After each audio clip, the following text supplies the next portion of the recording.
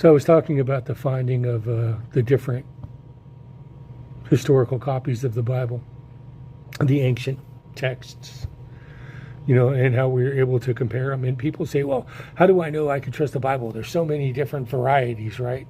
You got the King James Version, the New King James Version. You have the NASB, the NIV, the NLT.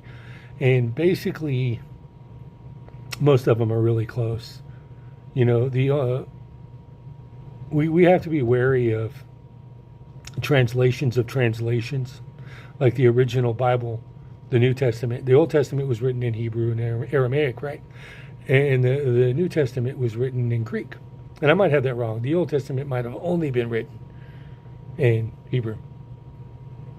But the New Testament was written mainly in Greek and Aramaic. But Greek was the language of the time. And yet somebody had translated the New Testament into Latin, and then we had some translations of the Latin. And I think we got to be careful when we start translating translations.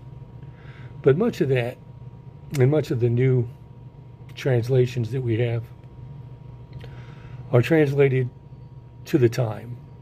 We do not speak the same way that we spoke when the original King James book was written.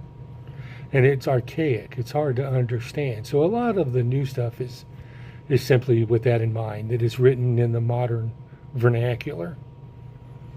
There are some things that they're not translations. They are paraphrasing. They are God, I can't think of the term, but they're horrible. They're horrible. It's people's opinion on what it means. And I think we got to be careful of that. We really don't want to get caught up in people's opinions of what the Bible meant. We should read it as close as we can to the original language that we're comfortable with, so that we can allow the Holy Spirit to give us the true meaning. Just because somebody wrote something doesn't mean it's right.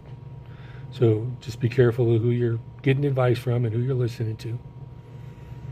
But yeah, in a big way, we can trust the Bible because of all the different copies that we found over the years.